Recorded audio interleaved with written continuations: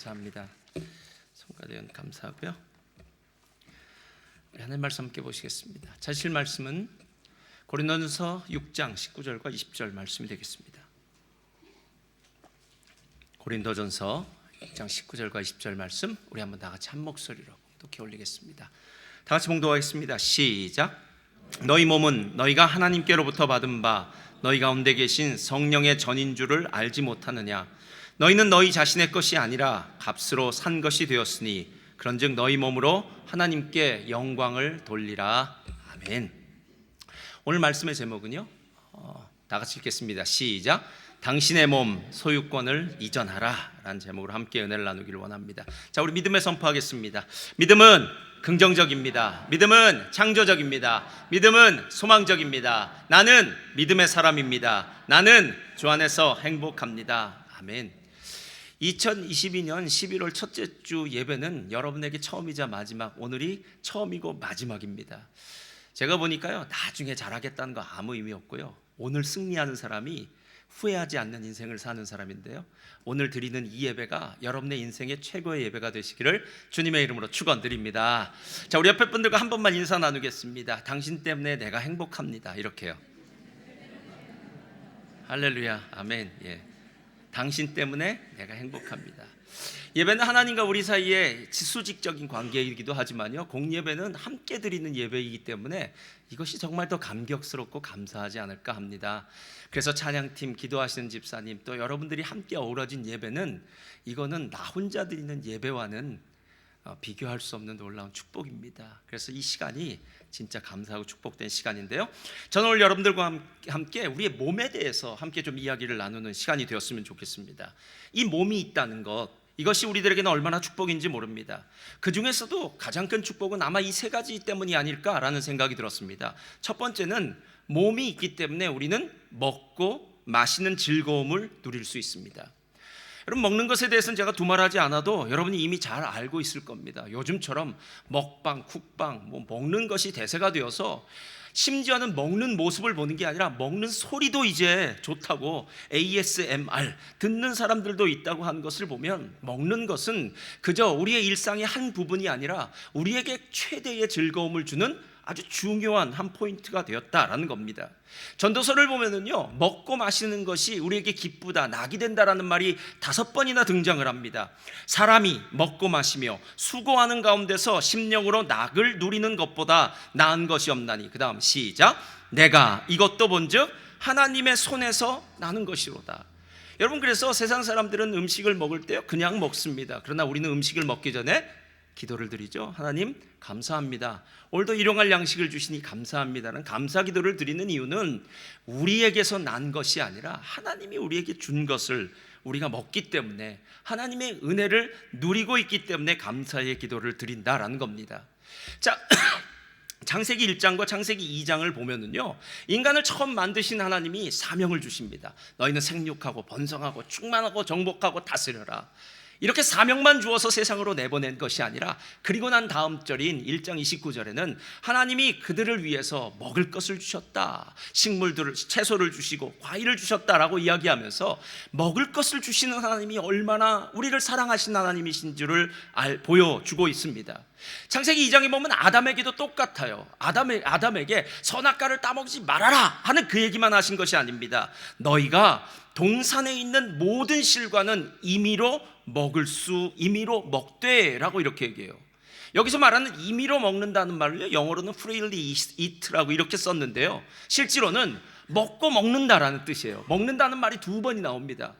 여러분, 우리가 가끔 너무 음식을 잘 먹는 사람들이 보면은요, 개걸스럽게 먹어 치워버렸다 이렇게 얘기하잖아요. 먹어 치워버리는 것처럼 하나님이 우리의 삶 가운데 주신 이 음식은 하나님이 주신 선물인데, 이 선물을 내 소유로 만든 것, 이것이 바로 아담에게도 주는 축복이다라는 겁니다. 그래서 아담은 먹고 마시는 그 즐거움을 에덴 동산에서 누렸을 겁니다. 그런데 우리가 누리는 이 먹고 마시는 즐거움을 천사는 누릴 수 있을까요, 없을까요? 죽었다 깨나도 죽지 않는 존재니까 죽었다 깨나지는 않지만, 천사는 결코 이 먹고 마시는 즐거움을 느낄 수가 없습니다. 그래서 우리는 천사보다 훨씬 훌륭한 존재들입니다. 그것뿐만이 아닙니다. 두 번째가 있습니다. 몸이 있어서 좋은 것은요, 몸으로 일할 수 있기 때문입니다. 가끔 여러분들 중에 직장 생활이 하는 사업이나 일들이 힘들고 어렵다고 해서 야, 이제 난 좀 쉬고 싶어, 편히 쉬고 싶어 라고 하는 분들이 계십니다. 제가 그분들에게 분명히 말씀드리겠습니다.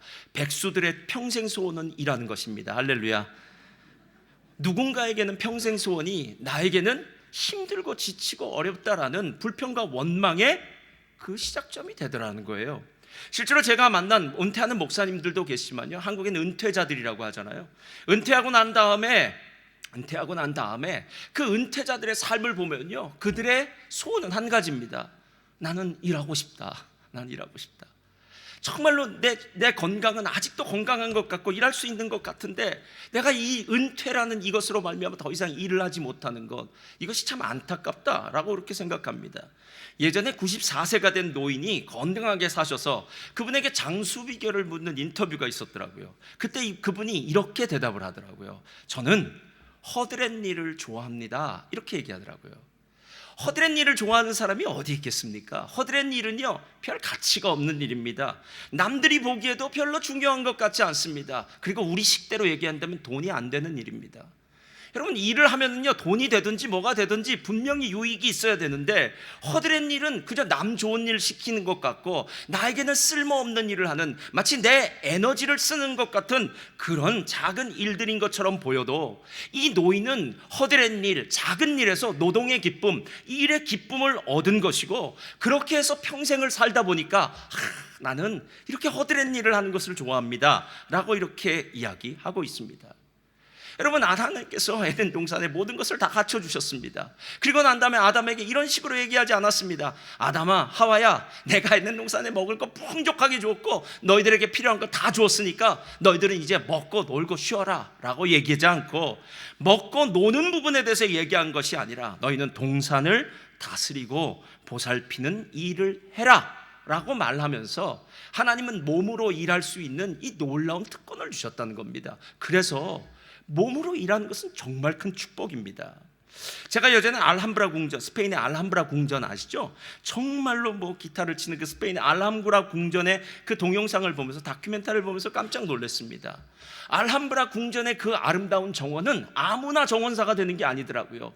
대대로 그 정원을 가꾼 사람의 아들이, 또 그 손자가 대를 이어가면서 정원사가 되더라고요. 근데 여러분, 만약에 세상의 사람이 그 알함브라 궁전에서 정원을 가꾸는 사람에게 당신 지금 무슨 일을 하고 있습니까? 라고 묻는다면 그 사람이 죽지 못해 살고 있습니다. 지금 저는 정원사입니다. 아유, 힘듭니다. 그런데 먹고 살아야 되니까 일합니다 라고 이야기할까요? 아니면 그거 아세요? 제가 알함브라 궁전의 정원사입니다.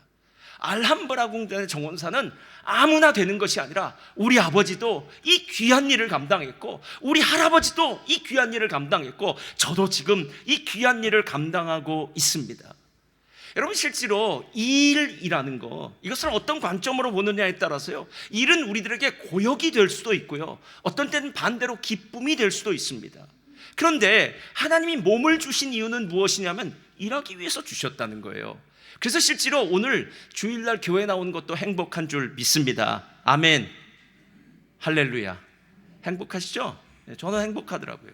그런데 실제로는 여러분, 오늘 저녁부터 집에 가셔서 이제 기대하셔야 됩니다. 내일은 뭐 하러 갈까요? 일하러 갑니다.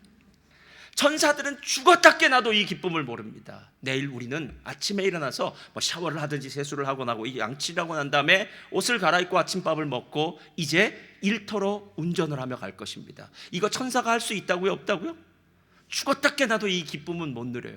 하나님이 시키신 일은 할지 몰라도 이 몸으로 우리가 일하는 것은 인간만이 가지고 있는 특권이다라는 것입니다. 그래서 저를 따라 하시 바랍니다. 일은 우리들이 가진 최고의 특권입니다. 그래서 행복해 하셔야 돼요. 그래서 행복하시죠. 그 일이 어떤 일이든 상관없습니다. 가끔 사람이 이렇게 이야기합니다. 나는 밖에 나가서 정말 큰 일을 하고 싶은데 집에서 아이를 돌보고 있습니다. 육아의 일이라는 것이 정말 얼마나 힘들고 어렵습니까? 그런데 여러분, 몸으로 여러분들이 하고 있는 그 육아는 밖에 나가서 돈을 버는 일들과 똑같은 일들이에요. 이 몸을 주셨기 때문에 우리에게 무슨 일인가를 하나님이 하시게 했고 그 일을 통해서 하나님의 나라가 아름답게 지탱되어 가고 있다라는 겁니다. 그런데 이 먹고 마시는 기쁨, 몸으로 하는 것 중에요, 이 일하는 기쁨도 천사들은 못 느끼지만 진짜 기쁨이 하나 남아 있습니다. 그건 뭐냐면 우리의 몸으로 느껴지는 감정적인 부분이에요. 이걸 스킨십이라고 얘기해요. 어떤 혈기왕성한 청소년이 어느 날 교회에 가서 뭐 찬양을 드리고, 요즘은 손 잡는다 뭐 이런 거 잘 안 하죠, 코비드 이후로는. 그러나 손을 잡았는데 할렐루야, 옆에 내가 좋아하는 여자의 손을 딱 잡은 겁니다. 여학생의 손을. 그때 느껴지는 짜릿함. 제가 알고 있는 한 권사님은 남자와 손을 한번 잡아서 그 사람과 결혼한 권사님도 계십니다. 그 손을 한번 잡았던 것이 얼마나 대단한 일일까요? 예전에는 남녀 7세 부동석이잖아요. 남자와 여자가 도저히 뭐 이렇게 뭐 따로 떨어져 살아야 되는데, 그때 여자의 얼굴을 볼 수 있고 남자 학생의 얼굴을 볼 수 있고 서로 터치가 있을 수 있다는 것, 이건 천사가 죽었다 깨나도 경험하지 못하고 알지 못하는 부분입니다. 그럼 남녀 간에만 이런 스킨십이 있을까요? 터치가 있을까요? 그렇지 않아요. 그렇지 않아요. 아기 엄마들이 아무리 힘들고 어렵다고 해도요, 그 아기를 가슴에 품에 안고 젖을 준다거나 아니면 그 아기를 다독이거나 하면서 그 아기를 통해서 느끼는 그 살과 살이 맞닿는 그 느낌은 다른 사람들은 이해할 수 없습니다. 아침에 학교를 보냈다가 잘 이제 하교를 하고 돌아오는 그 자녀를 꼭 껴안고 아들, 딸 사랑해 라고 할 때에 그 딸과 아들이 엄마에게, 아빠에게 하는 그 말, 나도 사랑해 라고 하는 그 말, 그건 단순히 나도 사랑해 라는 말이 아니라 함께 포옹했을 때 느껴지는 그 놀라운 축복이다라는 거예요. 이래서 몸 있는 게 좋은 겁니다. 천사들은 이 몸의 기쁨, 몸의 느낌을 절대로 느낄 수가 없어요. 그래서 하나님 우리에게 몸을 주신 거예요. 그렇다면 이제 묻겠습니다. 여러분은 여러분의 몸을 가진 것을 감사하고 여러분의 몸에 행복해 하십니까? 아니면 이 몸에서 빨리 벗어나서 그냥 하나님과 함께 살기를 원하십니까? 사람들이 많은 순간 몸으로 인해서 불평하고 원망하는 경우가 참 많은데, 내가 원하는 어떤 형태의 몸이 아니다, 나는 뭐 정성 같은, 아니면 뭐 훌륭한 현빈 같은 이런 몸을 원하는데 왜 나에겐 이런 몸을 주셨습니까? 라고 불평하고 원망할 수도 있고요. 나이가 들어가면서 몸이 이쪽 저쪽 고장이 나기 시작합니다. 그럼 몸은 이제 짐이 됩니다. 젊었을 때야 뭐 어디 고장난 데도 없고요, 아픈 데도 없으니까 이 몸을 가지고 열심히 잘 살 수 있지만, 나이가 들면서 이쪽 저쪽 고장이 나면서 이 몸을 질질질질 끌고 가는 것처럼 몸이 힘들 수도 있다라는 거예요. 어떤 때는 음주나 도박, 폭력적인 어떤 폭력으로 인해서 고통을 받을 수도 있고, 악한 정욕으로 말미암아서 이 몸이 하나님을 예배드리고 하나님 앞에 신앙생활을 잘하는데 방해 요소가 될 수도 있다는 거예요. 그때 사람들이 이렇게 얘기합니다. 이 죄된 몸에서 빨리 벗어나고 싶다. 나는 거룩한 삶을 살고 싶은데 왜 내 몸은 이 거룩한 삶을 살고 싶어하는 내 마음을 따라가지 못할까라고 하면서 몸을 부담스럽게 짐처럼 생각하는 경우도 있다라는 겁니다. 철학자 플라톤은 우리의 몸은 영혼을 가두어 놓는 감옥이라고 말합니다. 영혼을 가두는 감옥과 같은 이 몸에서 벗어나는 죽음만이 우리의 영혼을 자유롭게 만들 수 있는 가장 좋은 방법이래요. 여러분도 그렇게 생각하십니까? 초대교회 교부들은요, 그분들이 가지고 있는 훌륭했던 신앙의 모습도 있었지만 그분들의 착각이 있었습니다. 그분들은 생각하기를 이렇게 생각했어요. 우리의 몸은 이 영적인 것에 대해서는 자꾸 방해 요소가 되니까 어찌하든지 간에 이 몸을 혹사시켜야 된다, 고행을 해야 된다, 금식을 해야 된다. 그래서 그들은 사막으로 나가고 그리고 광야로 나가서 이 몸을 혹사시키면서 살았습니다. 영적으로 더 하나님과 가까워지기를 원했다라는 거예요. 그러나 오늘 바울도 그런 식으로 이야기할까요? 오늘 19절 20절 다시 한번 펴주시기 바랍니다. 다 같이 읽어볼까요? 시작. 너희 몸은 너희가 하나님께로부터 받은 바. 자, 누구에게 받았다고요? 하나님께 받았답니다. 이 몸은 하나님이 주신 거예요. 그래서 여러분, 다른 사람의 몸을 부러워하지 마시기 바랍니다. 어련히 하나님이 알아서 나에게 필요한 몸을 주신 겁니다. 여러분이 잘 못 갖고서 그랬죠. 하나님 주신 거예요. 그 다음 시작. 너희 가운데 계신 성령의 전인 줄을 알지 못하느냐. 너희는 너희 자신의 것이 아니라 값으로 산 것이 되었으니 그런즉 너희 몸으로 하나님께 영광을 돌리라. 여러분, 값으로 샀다라고 이야기합니다. 이 말이 무슨 뜻이냐면 구원에는 여러 가지 표현이 있어요. 어둠에서, 죄 가운데서 생명으로, 빛으로 나아왔다, 하나님의 백성, 하나님의 자녀가 되었다라는 그런 표현도 있지만, 사단과 죄와 저주와 심판의 노예 생활을 하던 우리가, 인생의 허무함의 노예 생활을 하던 우리가 빛 대신 하나님, 생명의 하나님을 만나서 하나님이 우리의 삶의 주인이 되셨다, 하나님이 사탄의 노예였던 우리들을 값주고 사셔서 하나님의 자녀, 하나님의 백성이 되게 하셨다라고 이야기합니다. 그렇다면 몸이 잘못된 게 아니라요, 몸의 주인이 잘못된 거죠. 세상 사람들에게 있어서 몸은요, 내가 주인인데요, 세상이 주인인데요, 내 마음대로 하면 됩니다. 먹고 싶을 때 먹고, 자고 싶을 때 자고, 놀고 싶을 때 놀고, 일하고 싶을 때 일하고. 이건 세상 사람들이에요. 제가 한번 묻겠습니다. 여러분, 오늘 여기에 왜 오셨습니까? 만약에 여러분이 세상 사람들이라면 지금 바깥에 있겠죠. 어딘가 오늘처럼 날 좋은 날이라면 분명히 여러분들은 어느 좋은 곳에 있을 겁니다. 멜버른 커피가 좋으니까, 브런치도 좋으니까 좋은 브런치와 커피를 마시면서 여러분 행복을 만끽할 수 있을 겁니다. 근데 왜 오셨습니까? 제가 지지난주에 교회밥이 맛없다고, 근데 그 주는 특별히 맛있었더라고요. 그래서 제가 참 죄송했어요. 교회밥은 맛있습니다. 그러나 세상의 것과 비교해서는 조금 그렇습니다. 그러니까 실제로 우리들에게는 너무 맛있어요. 저는 교회밥이 제일 맛있어요. 그래서 교회 밥 먹으러 온다면 좀 그렇지만, 점심 없는 교회는 상상할 수가 없어요. 물 없는 사막 같아요. 교회밥은 맛있어요. 근데 여러분, 교회밥이 세상에 뭐 식당에서 먹는 그런 밥만큼이야 하겠습니까? 근데 왜 여러분 나오셨습니까? 여러분의 몸이 예전에는 여러분이 주인이었으니까 여러분 마음대로 살았겠죠. 그런데 어느 날 소유권이 바뀌어졌어요. 하나님이 주인이 되셨어요. 그래서 하나님 말씀하십니다. 예배에 가. 예배 가야지. 예배를 드려야 돼. 라는 그 말 때문에 여러분 나오신 거예요. 소유권이 누구에게 있는가에 따라서 우리의 몸은 그 소유권자에 의해서 움직여질 수밖에 없는 것, 이것이 바로 오늘 성경이 말하고 싶은 부분이라는 거예요. 그래서 다시 한번 우리 자신에게 이런 질문을 던져봐야 됩니다. 너의 몸의 주인은 누구야? 라고요. 여러분의 몸의 주인은 누구십니까? 여러분이 주인이십니까? 아니면 하나님이 주인이십니까? 우리는 생각하기를 계속 이원론적으로만 생각해요. 그래서 영적인 것이 있고 세속적인 것이 있어, 영혼은 거룩한 것이고 우리의 육체는 더러운 것이야 라는 이원론적인 것을 자꾸 생각하다 보니까요, 육체로 하는 것, 몸으로 하는 것, 이 세상에서 일하는 것, 이런 것들은 별것 아닌 것으로 치부해버리고, 교회 와서 예배드리는 것은 하나님께 놀라운 일이고 기도하는 것은 좋은 일이다 라는 식으로 생각합니다. 그러나 그렇지 않습니다. 여러분, 하나님이 몸을 주신 이유는, 이 몸은 우리의 영혼이 하나님을 섬기는데 구체적으로 어떻게 섬기는지를 표현해야 될 거 아닙니까? 그래서 우리가 찬양을 할 때 손을 드는 거 아닙니까? 그리고 찬양을 하는 거 아닙니까? 찬양할 때 멀뚱 앉아서 어떻게 찬양하는지 좀 보자. 이 교회는 찬양을 드리는 사람도 있고 안 드리는 사람도 있구나. 예배를 드릴 때도 멀뚱 보면서 저 사람은 예배를 잘 드리는 것 같구나. 아, 저 사람 지금 졸고 있네. 여러분, 구경하러 오셨습니까? 아니면 찬양과 예배에 참석하러 오셨습니까? 노진주 목사님 얼마 전에 책을 썼는데 그 책에서 이렇게 도전을 하더라고요. 목회자는 관리인이 아니라 예배자가 되어야 된다, 이렇게 얘기하더라고요.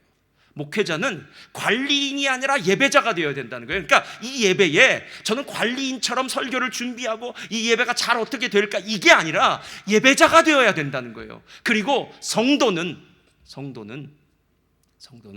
관객이 아니라 연기자가 되어야 된다, 이렇게 얘기해요. 자, 성도는 뭐가 아니라요? 관객이 아니라 연기자가 되어야 된다는 거예요. 제가 묻겠습니다. 여러분, 관객입니까? 연기자입니까?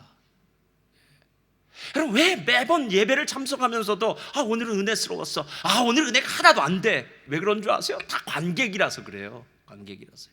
오늘 찬송 얼마나 잘하는지 한번 보자, 오늘 말씀은 어떤지 한번 들어보자.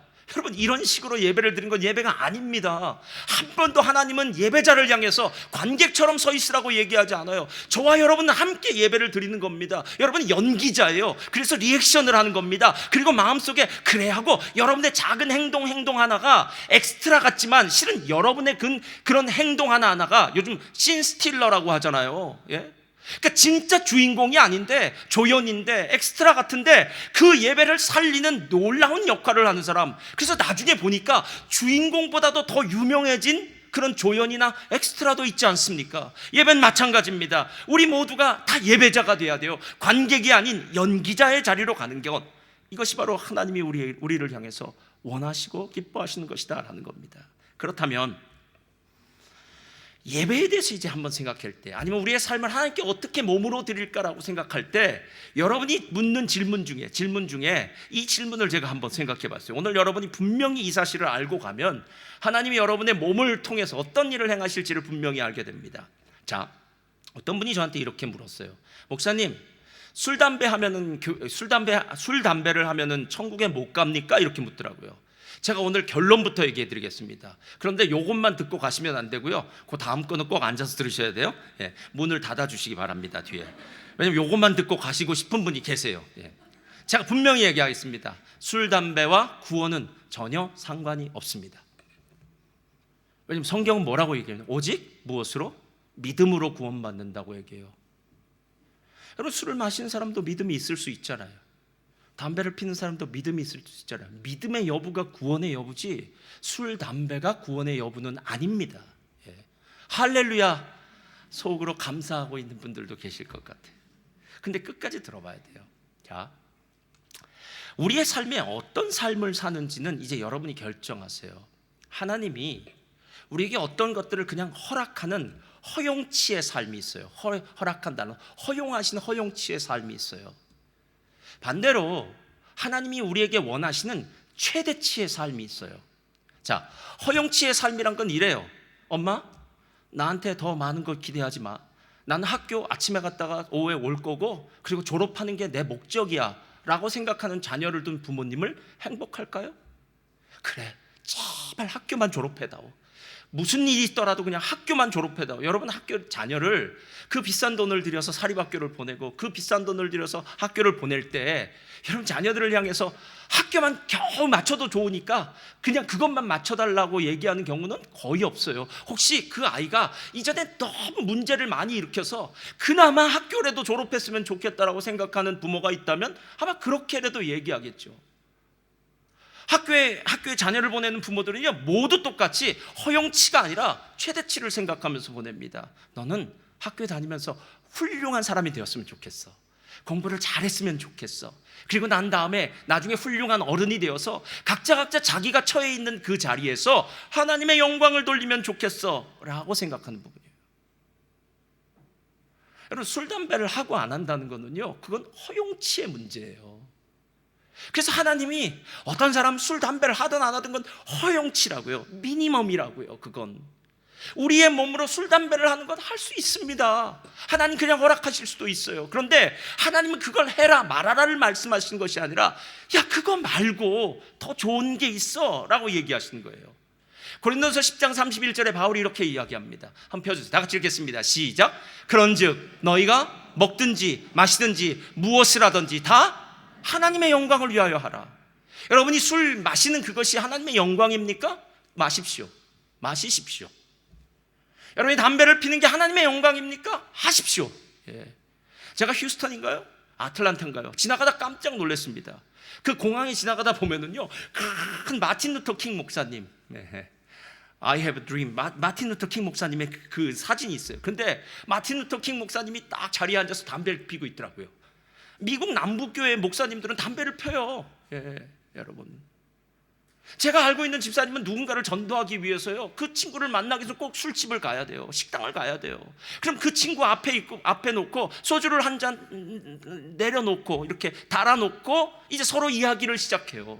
그 소주를 먹고 마시고의 문제가 아니라 그 한 영혼을 구원하기 위해서 그 자리까지 가요. 그래서 그걸 놓고 함께 얘기를 해요. 그리고 난 다음에 그 사람도 함께 이야기를 나누고 기쁨이 이제 있다 보면 그 다음날 아침 본인이 차를 끌고 가서 그 사람 집 앞에 가서 기다렸다가 그 사람을 픽업해서 교회까지 와요. 여러분, 술을 마시는 것, 담배를 피는 것, 이건 허용치라고요. 미니멈입니다. 저와 여러분의 신앙이 미니멈 신앙 하시겠습니까? 허용치에서 만족하시겠습니까? 아니면 최대치를 생각하시겠습니까? 지난주에 우리가 이야기했던 고린도서 6장 12절 말씀 기억하시나요? 모든 것이 내게 가하나 모든 것이 다 유익한 것이 아니요. 모든 것이 내게 가하나 다 유익한 것이 아니요. 모든 것이 내게 가하나 내가 무엇이든지 얽매이지 아니하리라. 하나님이 주신 최고의 선물은 자유입니다. 예. 자유요. 여러분, 주일날 교회 안 나오셔도 돼요. 나오셔도 돼요. 여러분이 선택하시면 돼요. 여러분의 선택을 누구도 억지로 강요해서 여러분 손을 끌고 그런 나올 사람 별로 없습니다, 여러분. 그러나 우린 알아요. 이 자리가 얼마나 복된 자리인지, 예배가 얼마나 감격스러운 것인지. 우리의 영의 눈이 열려지면 예배의 자리가 하늘문이 열려지는 자리란 걸 보게 되고요, 여기서 얻어지는 이 감격과 기쁨은 세상 것과는 비교할 수 없더라는 거예요. 여러분, 실제로 하나님을 만난 사람들이 어떤 삶을 살고 있는지 생각해 보세요. 영적인 것만 했나요? 나는 매일 성경을 읽고 매일 기도를 하고 주님만을 위해 살겠습니다. 그렇지 않아요, 여러분. 사도행전 2장을 보면은 사도행전 2장에 이렇게 시작해요. 사도행전 2장 표에서 다 같이 읽겠습니다. 시작. 그들이 사도의 가르침을 받아 서로 교제하고 떡을 떼며 오로지 기도하기를 힘쓰니라. 자, 네 가지가 나와요. 첫 번째가 뭐죠? 사도의 가르침을 받고, 설교 말씀 듣는다는 얘기예요. 말씀 본다는 얘기입니다. 두 번째, 서로 교제하고. 세 번째는요, 떡을 떼며. 네 번째는요, 기도하기 힘쓰죠. 자, 첫 번째와 네 번째는 영적인 거예요. 뭐 두말할 필요도 없습니다. 사도들의 가르침을 받는 거, 기도하는 건 뭐 누가 선택해도 다 영적인 거예요. 그러면 이제 묻겠습니다. 서로 교제하고 서로 떡을 떼는 건 영적입니까? 육적입니까? 예. 여러분, 세상 사람들이 모인 곳 한번 가보세요. 도대체 무슨 소리를 하는지 들어보세요. 그들이 하는 행동을 한번 보세요.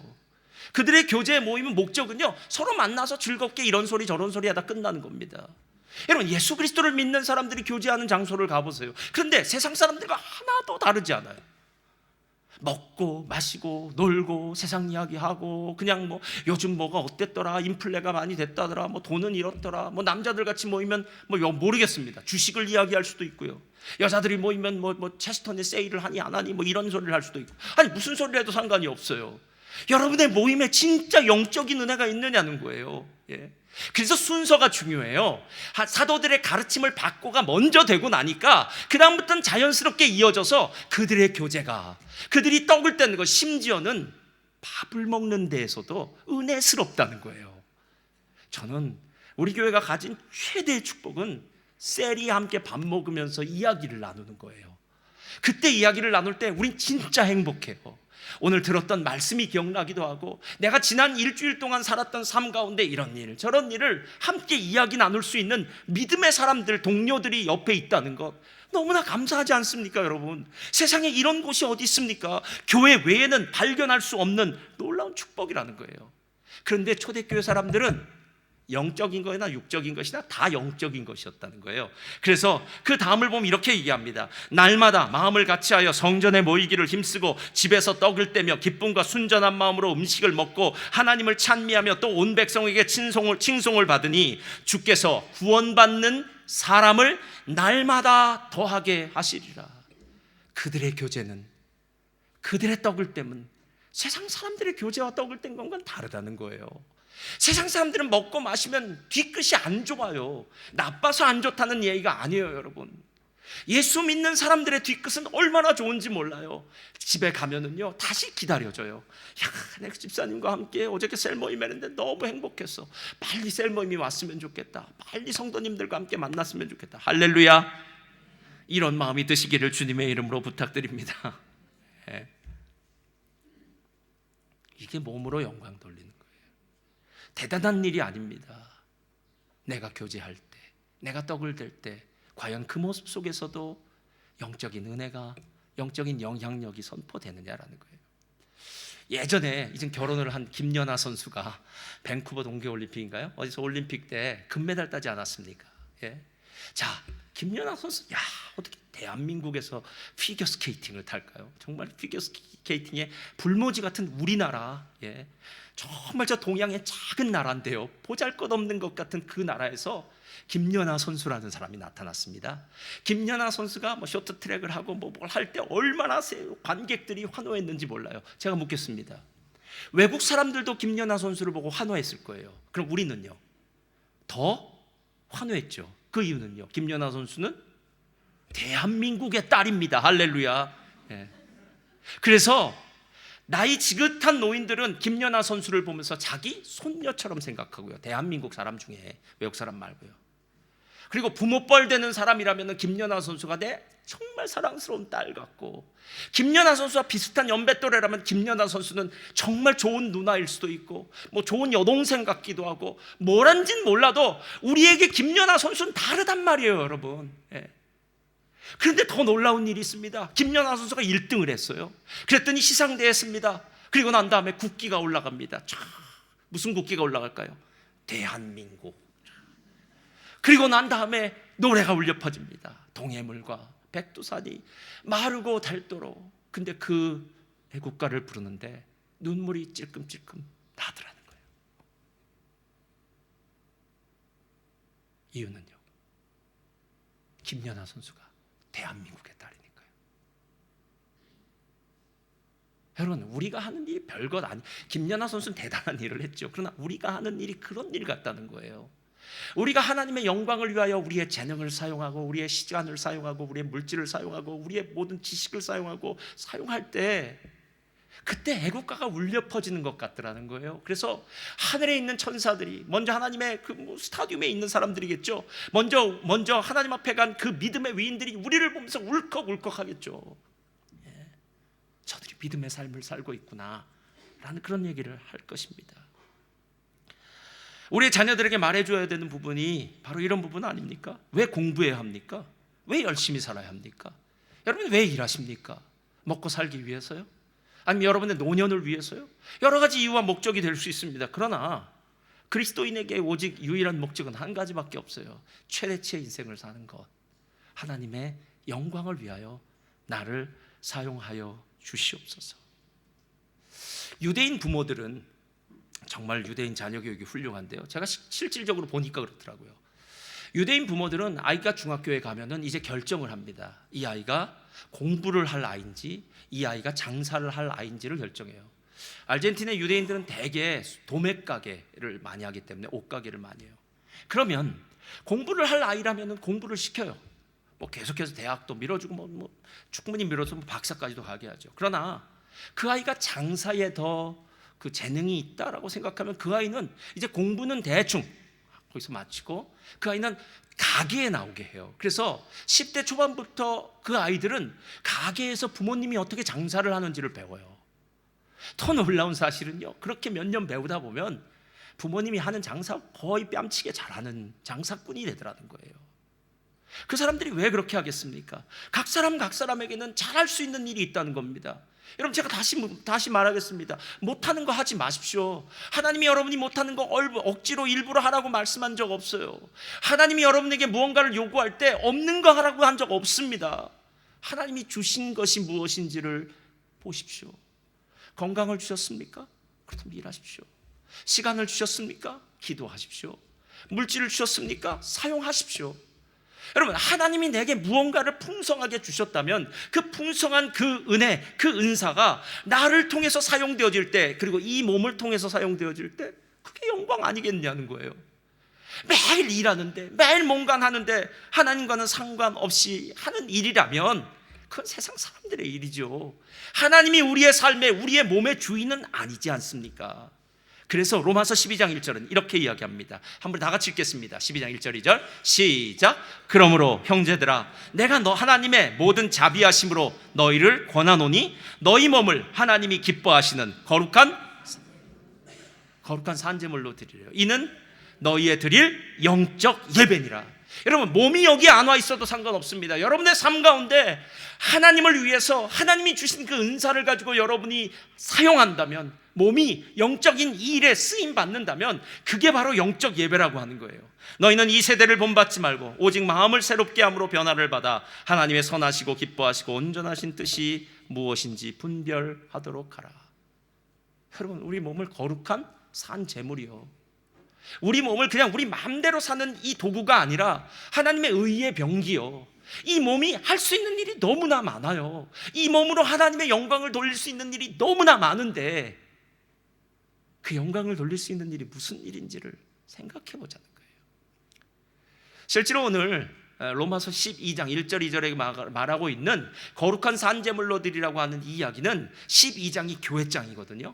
그래서 12장에 말하고 있는 교회 공동체에 대한 이야기예요. 여기에 7가지 은사가 등장합니다. 우리에게 주신 은혜대로 바른 은사가 각각 다르니, 즉 혹 예언이면 믿음의 분수대로, 섬기는 일이면 섬기는 일로, 가르치는 자면 가르치는 일로, 위로하는 자면 위로하는 일로, 구제하는 자는 성실함으로, 다스리는 자는 부지런함으로, 긍휼을 베푸는 자는 즐거움으로 할 것이니라.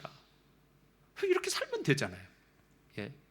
우리의 몸이 이 도구가 되면 됩니다. 저 같은 사람은 말씀을 증거하는 사람이니까요. 예언이라는 말은 웨인 그로뎀이라는 유명한 조직 신학자가 이 예언에 대해서 말할 때, 예언은 미래일을 얘기하는 것이 아니라 이렇게 얘기해요. 예언의 은사란 하나님께서 순간적으로 내 안에 느끼게 한 것을 말하는 것이다 라고 얘기해요. 자, 우리에게는 하나님의 성령이 우리 안에 거하시기 때문에 영적인 감각과 느낌이 있어요. 매번 그렇다는 건 아닙니다. 근데 여러분도 그런 기억 있지 않으세요? 어느 날 누군가가 지금 힘들어하고 있어요. 그래서 근데 여러분 그 사람을 향해서 내 마음에 무슨 말씀인가가 이제 생각이 난 거예요. 그래서 그 사람에게 그 말을 해주었더니 그 사람이 그 말에 위로를 받고 힘을 얻고 새로운 삶을 살기 시작했어요. 근데 그 말이 바로 예언의 말씀이라는 거예요. 하나님은 우리 모두가 하나님이 주신 말씀이 있어요. 이 말씀으로 누군가를 섬기라는 겁니다. 이렇게 해줘야 되는 거예요. 그렇다고 해서 아무 말이나 막 던지는 것, 그건 안 되겠죠. 내가 하나님의 사람으로 살아야 되고 하나님의 말씀 앞에서 충분히 잠겨 있다면 내 안에서 하나님의 말씀들이 나올 것 아니겠냐는 거예요. 섬기는 일이면요, 잘 섬기십시오. 가르치는 자는 잘 가르치십시오. 위로하는 자는 잘 위로하십시오. 구제하는 자는 성실함으로 하십시오. 다스리는 자는 부지런함으로, 긍휼을 베푸는 자는 즐거움으로 하십시오. 이렇게 얘기합니다. 그리고 난 다음에 11절에 결론처럼 이렇게 얘기해요. 11절 다 같이 읽겠습니다. 시작. 부지런하여 게으르지 말고 열심을 품고 주를 섬겨라. 부지런하고 게으르지 말고 열심을 품고 주를 섬겨라. 이게 결론입니다. 여러분, 우리의 몸으로 어떤 삶을 살고 계십니까? 이 몸은 의의 도구예요. 의의 병기입니다. 하나님께서 이 몸을 가지고 얼마나 많은 일을 하실지 몰라요. 그래서 소유권이 이전된 사람, 세상이나 사단이나 나의 소유권자에서 하나님이, 예수님이 소유권자로 이전된 그 사람은, 그 몸이 하나님께 영광을 돌리는 사람이 됩니다. 자, 이렇게 앞으로 나와주시고요.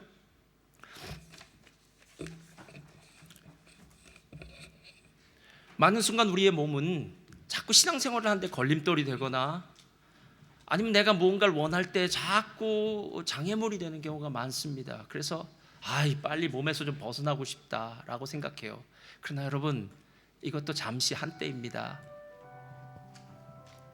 우리가 이 땅에서 사는 날이 정말 오래된다면, 오랫동안 살 수 있다면 뭐 그런 얘기를 하지만요, 잠시입니다. 이 몸을 갖고 사는 날도 그렇게 길지 않다는 거예요. 그래서 하나님은 우리 보러 뭘 하지 말라고 얘기하는 것이 아니라, 이 몸을 좀 사용해라. 내 은사를 좀 사용해라. 이 몸으로 하나님께 영광을 돌려라 라고 얘기하는 겁니다. 사랑하는 성도님들, 여러분의 몸이 하나님의 영광의 도구가 되시기를 주님의 이름으로 축원드립니다. 우리 함께 찬송 드릴까요?